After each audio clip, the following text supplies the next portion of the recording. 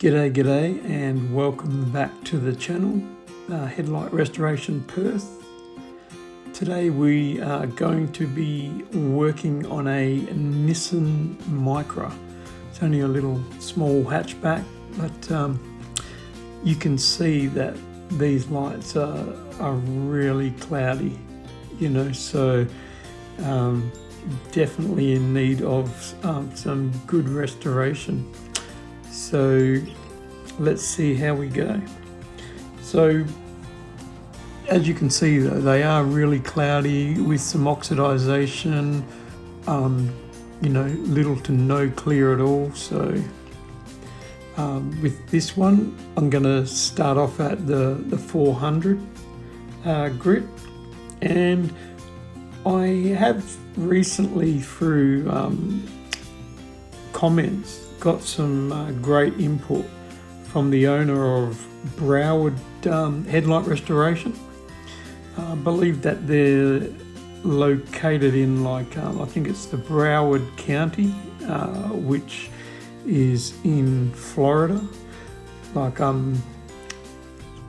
I'm thinking that's the southeast coast of America. Like being in Australia, I'm learning the geography of a lot of the areas over there a bit more. But so he was kind enough to reach out and offer some advice and everything, which is always appreciated.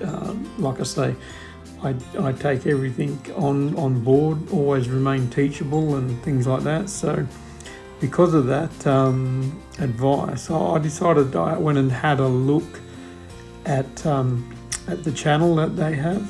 So I did watch a couple of the videos, and I like the idea of how they would do some wet sanding after dry sanding for the grits, anything up to that 500. So if it was a really heavy job that they had to do, like he did do on the video, it could be the 220 or the 320, but after he went through that with dry sanding like this, then he went back on the same grit but then wet sanding, and he did make the comment that so for example, I'm doing a 400, but when you do the 400 wet sanding, it does end up turning into that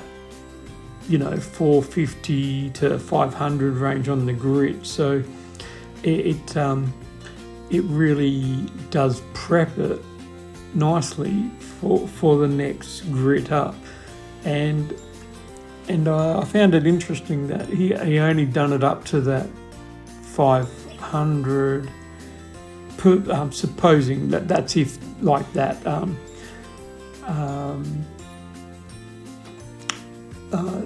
if you weren't going through a lot more grades of paper, so to speak, to get to the final result. And with this one, I just went from the 400 to 600, 800, and then basically finished off with that 3000, the Trizac 3M pad, the basic polishing pad. So because I'm doing the 400 grit first, I am going to put his method to work, and I will have a go after doing the dry sand. I'll do the wet sand as well. And another thing that I noticed in his videos, that what he would do is after the wet sanding, and then you dry the lens off and everything, but before you go to the next grit, you actually use that hand gimbal and you do your horizontals or verticals, but you just eliminate any swirling. And this process could go on for as many grits up to that 500 then you're doing, you know, so you really are starting to prep that light really nicely for the end result. So, and it really does bring into play the what I call my 5 P's, you know, that proper preparation promotes perfect presentation. So, and I was really pleased with the way these lights did show, as you're going to see by the end of it. But I do think I'm going to utilise this wet sanding method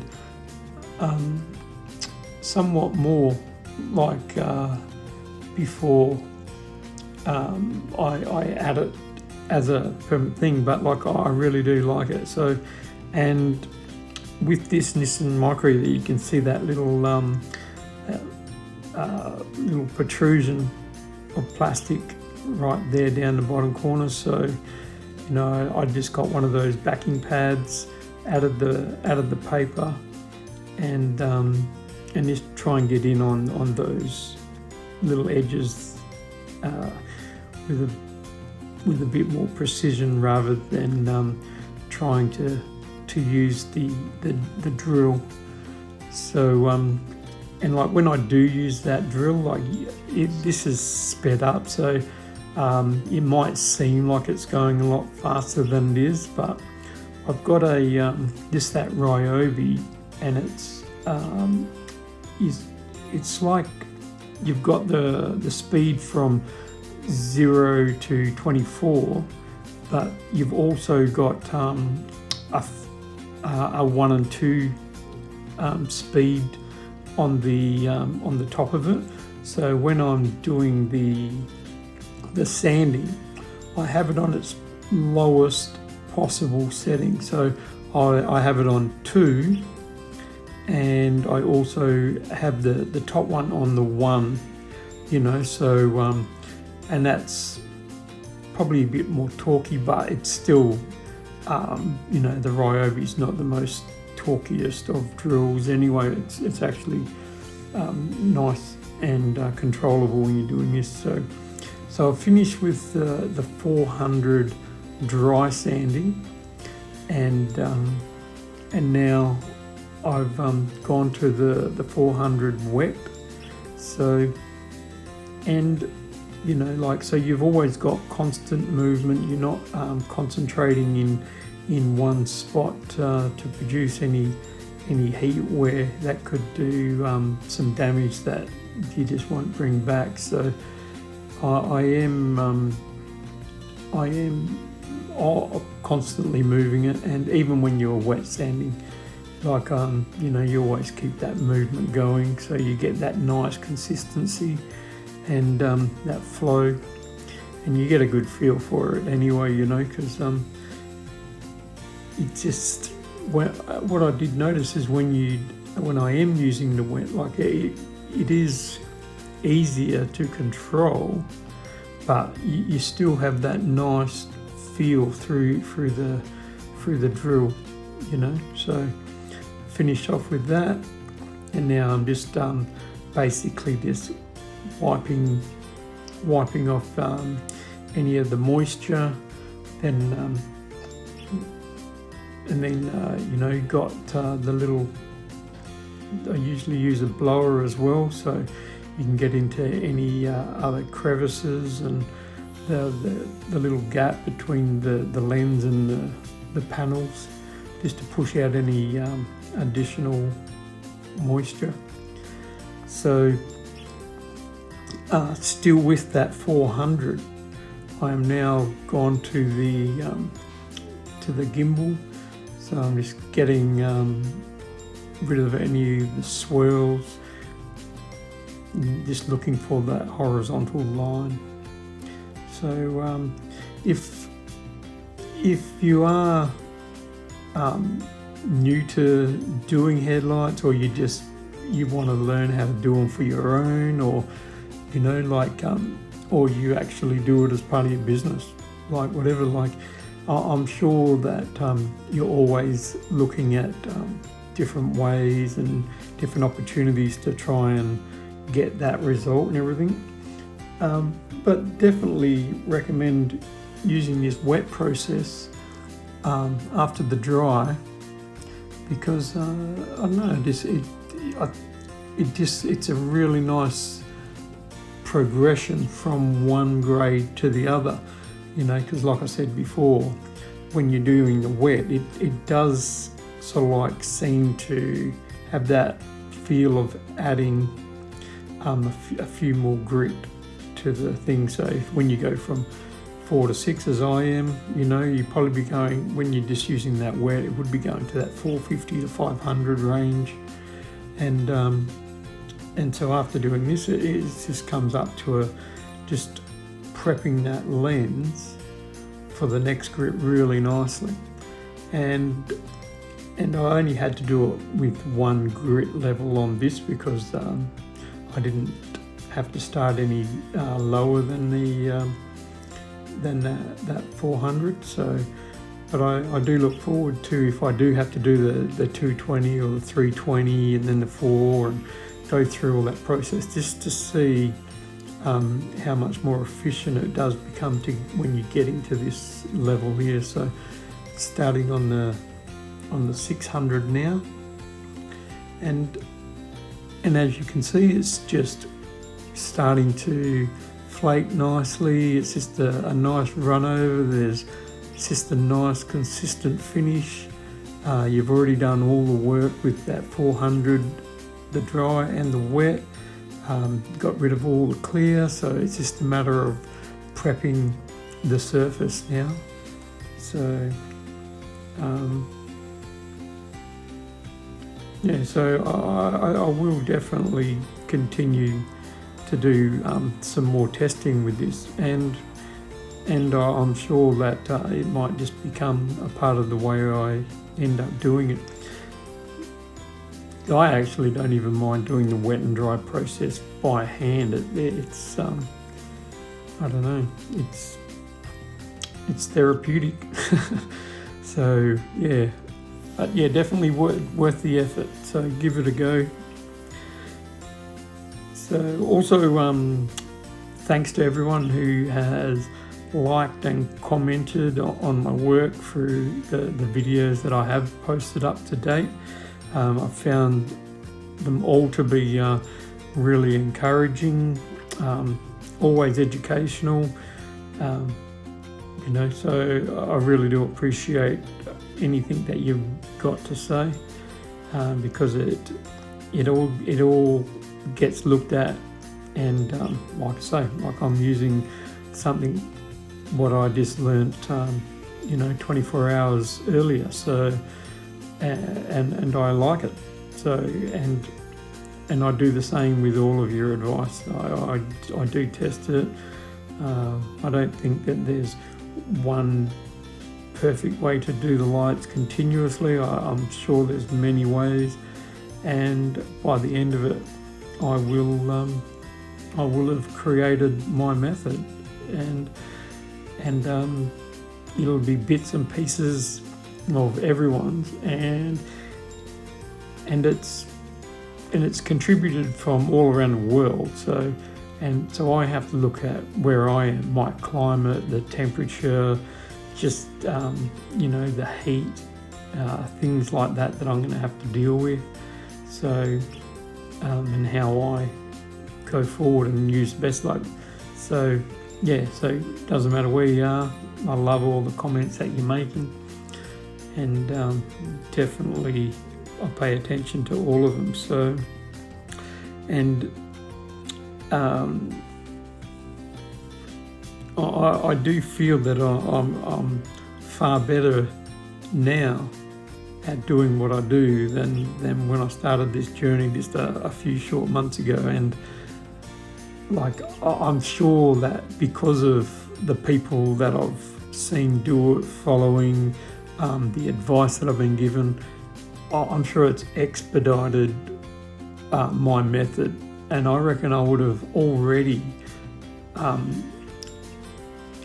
reckon Now, even so, I've been doing it for 3 months. I wouldn't have been to where I am now until about maybe 6, 9, 12 months, who knows, but because I've got some good advice from some good people, and I've tested it, I'm coming up with some good results. So thanks everyone for taking the time to do that. So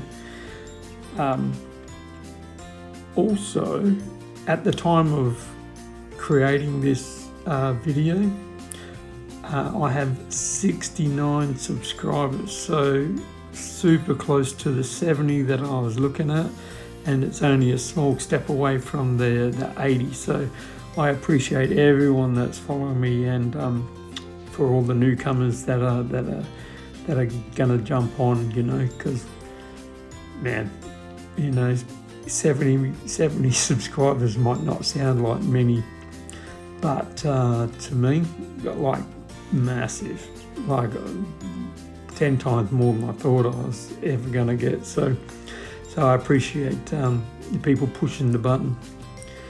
So just finished that 800, both with the drill and with the gimbal, to get rid of those swirl marks again. So I just do that to get to that, all the horizontal lines, so you get rid of the swirls the best you can, and take patience, and you got to just keep on going. So now I'm on that 3000 Trizac, which is basically the polishing process starting. And this, you're starting to see where the results are going, but you should be looking at your work after every sanding step, just to look for the blemishes, for any other information that you could fix up and all that. So once you get to this Trizac, and then I'm putting window cleaner on there. It's just so with the gravity of that, it's just pulling down any particles, getting rid of anything that shouldn't be there, the dust and all that. So blowing it off from that point, and just prepping the light. So still got a bit of moisture on the rag, so you can see. Make sure all those swirls and everything that shouldn't be there has been eliminated to the best that you can. I've got the 3M, the orange pad there, and I've got a bit of a supply of the Maguire's plastic, so I do use that quite a bit. I do have the Chemical Guys one, but I've got a lot more of this, so I'm just going through the processes and eliminating this. And as you can see, I like to do the dabbing when you're applying the polish, and like I've mentioned in a couple of previous videos, I now continually do this dabbing process, because rather than just putting it to where it is now sort of thing and then start polishing, I've found that if I just be a little bit more patient, give it another minute or so, and continually dab, that lens really sucks in the oil component of the polish, and it just really hydrates that plastic really nicely. And I haven't even started buffing yet, and you can see that it's 10 times better than when I started. So and then once that's been absorbed by the lens, that's when I start that buffing process. Still got to give it a bit of a rub because of that little protrusion out of the lens. So just make sure that's getting looked after, because it's picking up a bit of the polish off the pad. So but yeah, so I find that by dabbing it to get to that absorption level, it really it does make that buffing and the preparation for the clear coat so much more effective, and and probably less time is wasted as well. So I just because of the polish, and it still has a little bit of dust when you're hitting the edges and that, so I do use the blower a bit as well. So then all to make sure that it's all dust free and ready for the Maguire's Keep Clear, I give it a coat right around the edges of the lens, and then fill in all the internals in a couple of different directions, and get the result. So again, thanks for your time. Like, subscribe for more, and this came out really well, really happy. All right, cheers.